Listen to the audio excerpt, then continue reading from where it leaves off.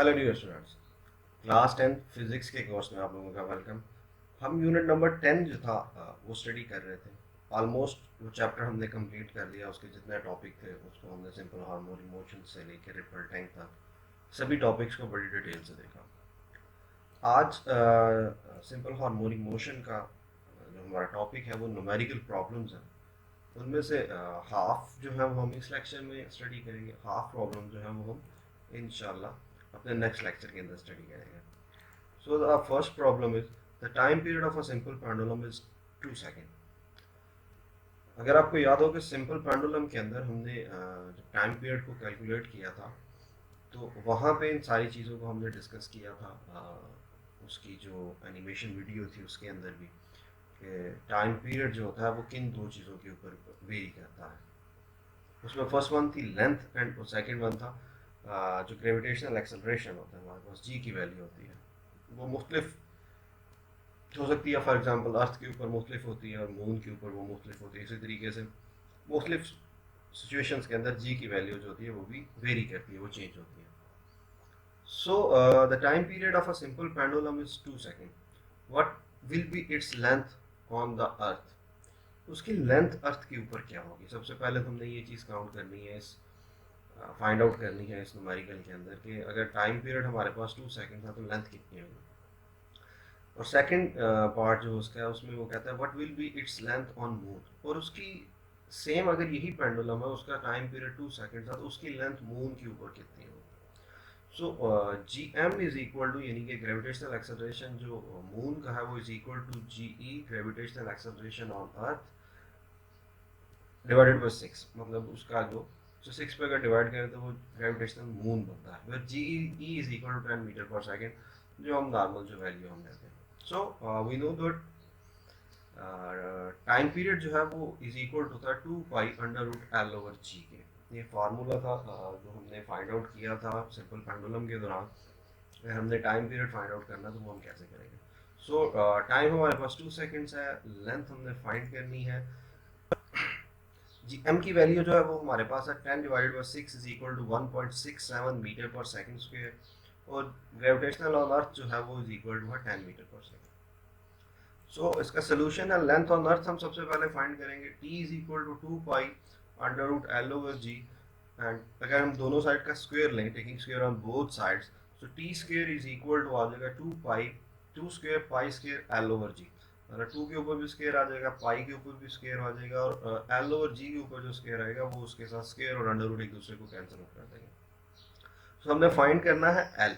So L is equal to आएगा T square, मतलब L इधर आ जाएगा, जी की वैल्यू इधर जाके टी के साथ मल्टीप्लाई होगी, इससे के 2 स्क्वायर और पाई स्क्वायर इधर मल्टीप्लाई हो रहे हैं एल के साथ, और इस तरफ आगे ये दोनों डिवाइड हो जाएंगे। सो एल इज इक्वल टू आ जाएगा 10/9.8। फॉर एग्जाम्पल टी स्क्वायर हमारे पास हमने टाइम की 2 है, तो 2 और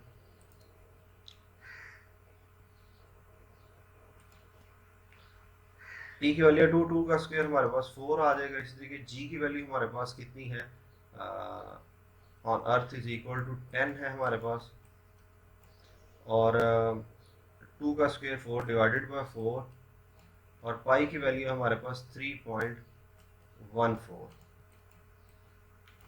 का स्क्वायर। तो ये 4 से कैंसिल हो जाएगा। सो 10 और 3.14 का स्क्वायर जो है वो हमारे पास 9.8 आता है। सो एल की वैल्यू जो लेंथ हमारे पास आएगी वो इज इक्वल टू आएगी 1.02 मीटर। सो ये लेंथ हमारे पास ऑन अर्थ है।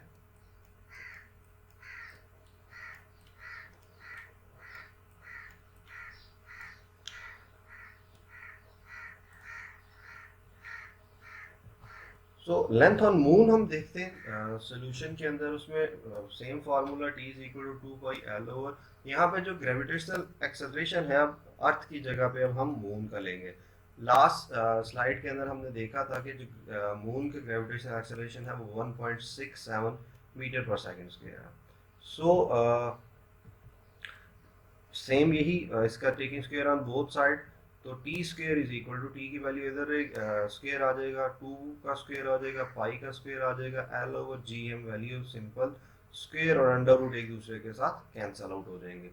सो जी की वैल्यू अब यहाँ से मूव करके इधर इसके साथ आ जाएगी, और 2 पाई इधर डिवाइड हो जाएंगे, सेम टू जैसे पहले पार्ट के अंदर हमने किया था। So L is equal to आ जाएगा T square G M over 2 का स्क्वेयर और पाई का स्क्वेयर। सो सेम इधर 2 का स्क्वेयर हमारे पास 2 सेकंड, 2 का स्क्वेयर और ये 2 का स्क्वेयर आपस में कैंसिल आउट हो जाएंगे, तो टाइम इसमें से निकल जाएगा। तो जी एम की वैल्यू हमारे पास है 1.67 डिवाइडेड बाय पाई की वैल्यू 3.14 होती है हमारे पास। तो 3.14 का जब हम स्क्वेयर लेते हैं तो वो इज इक्वल टू आता है हमारे पास 9.18 9.8। अब हम इसे जब डिवाइड करते हैं तो हमारे पास आंसर इज इक्वल टू आता है length is equal to 0.17 meter. इस न्यूमेरिकल से हमें इस बात का पता चलता है कि जो लेंथ जो है, ठीक है, वो ऑन अर्थ कितनी थी 1.02, और लेंथ जो है वो ऑन मून कितनी है 0.17 मीटर। सो अगर टाइम पीरियड सेम हो अर्थ के ऊपर भी और मून के ऊपर भी, तो जो लेंथ होती है पेंडुलम की वो इतनी उसमें वेरिएशंस आती है ऑलमोस्ट। ये अगर आप देखें तो ये 20% जो है ये इससे इसका रह जाती है सिर्फ लेंथ। अगर फॉर एग्जांपल 1 मीटर है तो ये 0.2 मीटर या 0.17 मीटर तक जो है वो हम इसे रिड्यूस कर देते हैं। सो ये फर्स्ट न्यूमेरिकल था, सिंपल था, इसके अंदर कोई इतनी डिफिकल्टीज नहीं थी, सिंपल। हमने सिर्फ एक काम किया कि फार्मूले का स्क्वायर ले लिया ताकि हम जी की एम की वैल्यू जो है वो हम फाइंड आउट कर सकें, पहले पार्ट के अंदर भी और सेकंड पार्ट के अंदर भी। सो चलते हैं अपने नेक्स्ट न्यूमेरिकल की तरफ। वो कहता है simple pendulum of a length 0.99 meter, मतलब एल की वैल्यू गिवन है, is taken to the moon by an astronaut. The period of the pendulum is 4.9 second. So उसका टाइम पीरियड जो है वो 4.9 सेकेंड है। अब टी की वैल्यू भी आपके पास आ गई और एल भी आपके पास है, ठीक है जी, ये दोनों वैल्यू गिवन है। इसके बाद what is the value of ji on the surface of the moon, तो सर जी की वैल्यू जो है वो आपने फाइंड करनी है। तो we know that T is equal to 2 pi L over ji M. Last में हमने ये फार्मूला फाइंड आउट किया था सिंपल पेंडुलम का, उसमें टी इज इक्वल टू हमारे पास 4.9 सेकेंड और एल की वैल्यू हमारे पास 0.99 मीटर है। फाइंड हमने जो ग्रेविटेशनल एक्सेलरेशन ऑन मून है वो हमने फाइंड करना है। सो solution T is equal to 2 pi L over ji M. Same वही काम जो हमने पिछले न्यूमेरिकल का किया था कि इसका स्क्वायर ले लिया था ताकि हम ये जी की वैल्यू को अंडर रूट से बाहर ले आए। So t square is equal to 2 pi, 2 का स्क्वायर पाई का square l over G M.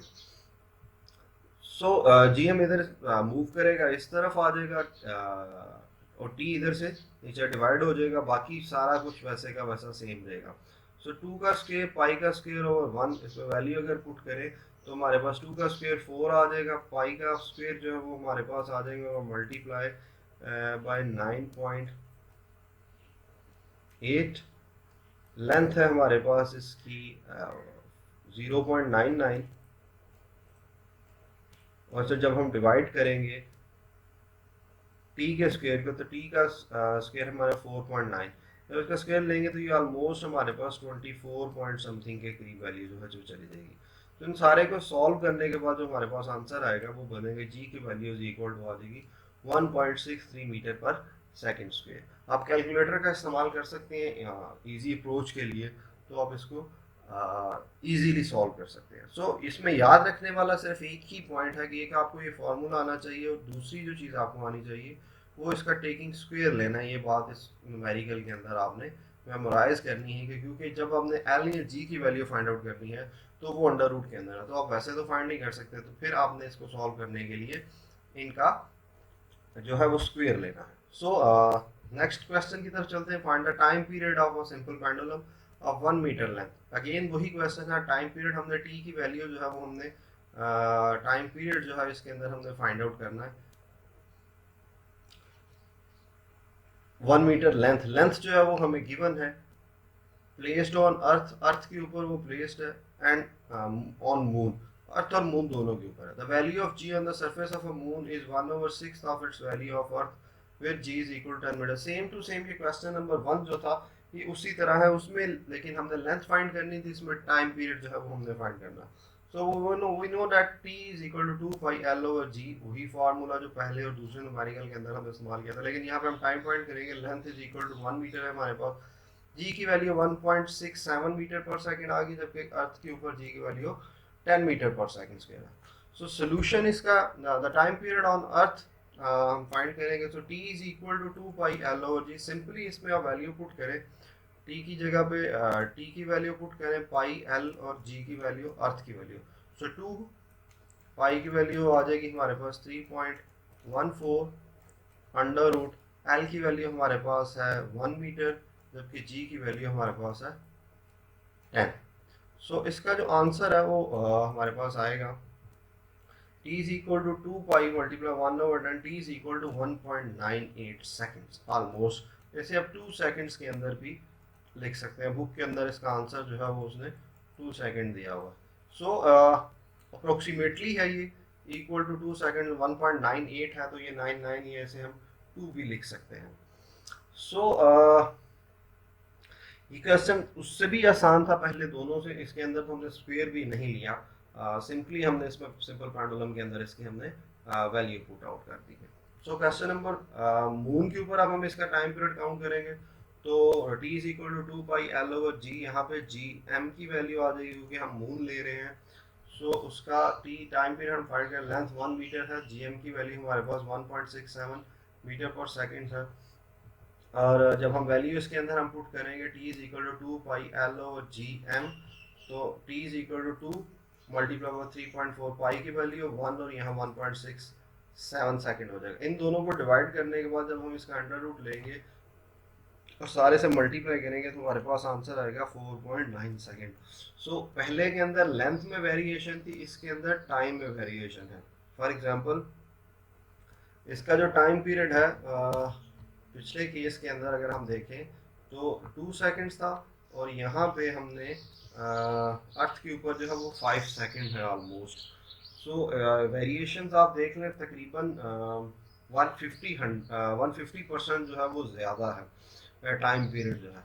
मतलब फॉर एग्जांपल टाइम पीरियड ज़्यादा होगा तो फ्रिक्वेंसी, क्योंकि एक दूसरे के रेसिप्रोकल है, तो अर्थ के ऊपर जो फ्रिक्वेंसी है वो अगर ज़्यादा है तो मून के ऊपर फ्रिक्वेंसी कम होगी, क्योंकि यहाँ पे टाइम पीरियड जो है वो एक्सीड हो जाता है, ज़्यादा हो जाता है।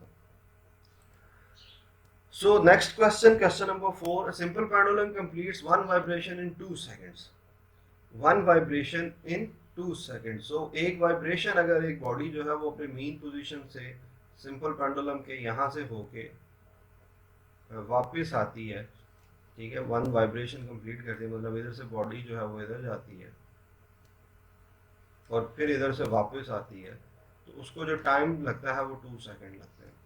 सो इसकी टाइम पीरियड हमारे पास t की वैल्यू कितनी आ जाएगी, 2 सेकंड हो जाएंगे, 1/2 second. Calculate its length, l जो है हमने क्या करनी है इसमें फाइंड करनी है। तो इसके अंदर जो एक ही डिफिकल्ट चीज़ थी कि वो हमने टाइम पीरियड उसने नहीं कहा, उसने सिर्फ ये कहा कि एक वाइब्रेशन। तो हम ये ऑलरेडी स्टडी कर चुके हैं कि one vibration is equal to, एक वाइब्रेशन को कंप्लीट होने में जितना टाइम लगता है, require a time is called its time period. So formula वही सेम जो पहले 3 न्यूमेरिकल्स के अंदर हमने इस्तेमाल किया, t is equal to 2 pi l over g, यहाँ g e की वैल्यू अर्थ की वैल्यू है, सिंपल लिखा हुआ। सो अगर हम एक ही है अर्थ के ऊपर है तो हम सिंपल g से रिप्रेजेंट करते हैं।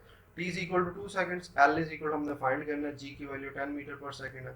सोल्यूशन है the time period of on earth t is equal to 2 pi l over g, value put करेंगे 2 की जगह 2, सॉरी लेंथ हमने फाइंड करनी है, सारों का अगेन स्क्वायर लेंगे। फर्स्ट न्यूमेरिकल के अंदर भी हमने l की ही वैल्यू फाइंड की थी।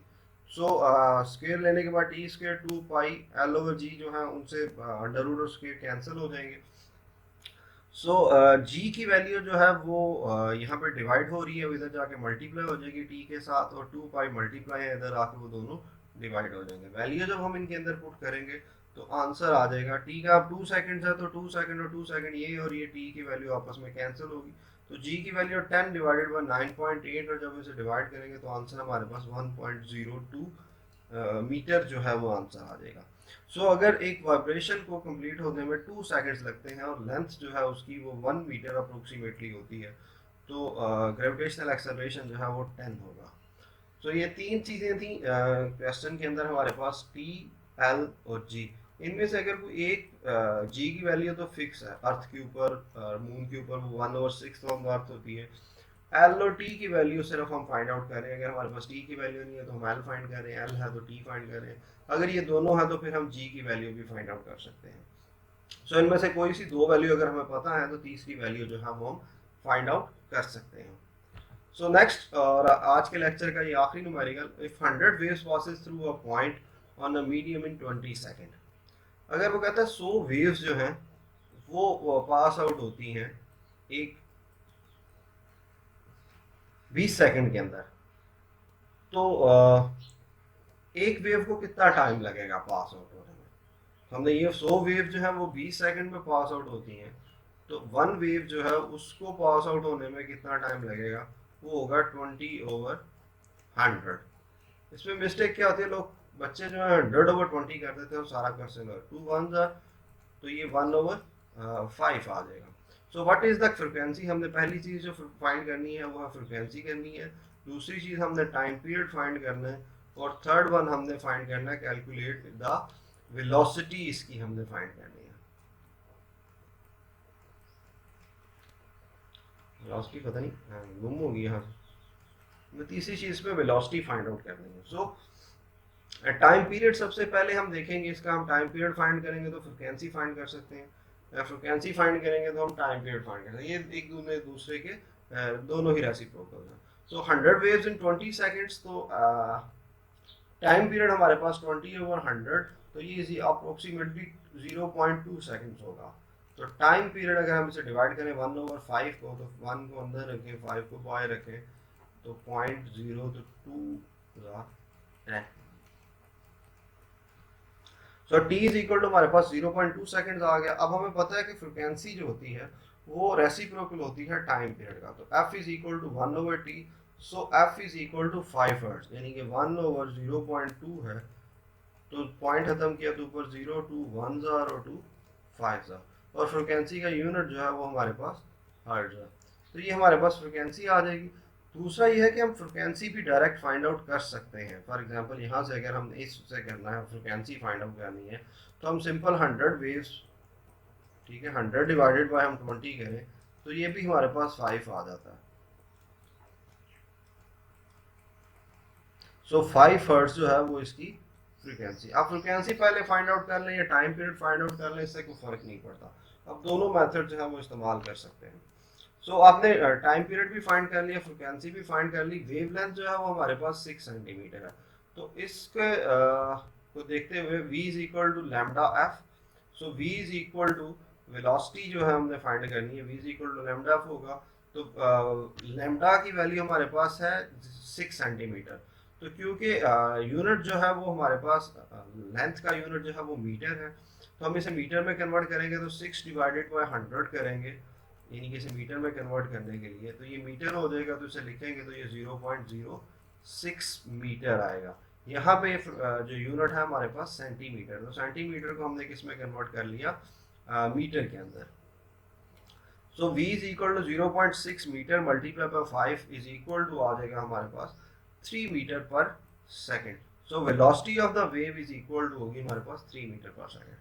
सो आज का लेक्चर हम यहीं पे ख़त्म करते हैं। हमने 5 न्यूमेरिकल्स किए, ऑलमोस्ट 4 एक जैसे थे, छठे के अंदर थोड़ा सा हमने टाइम पीरियड, फ्रीक्वेंसी और वेलोसिटी को जो है वो फाइंड आउट करने की कोशिश की। सो अपना ख्याल रखिएगा, नेक्स्ट लेक्चर में मिलते हैं।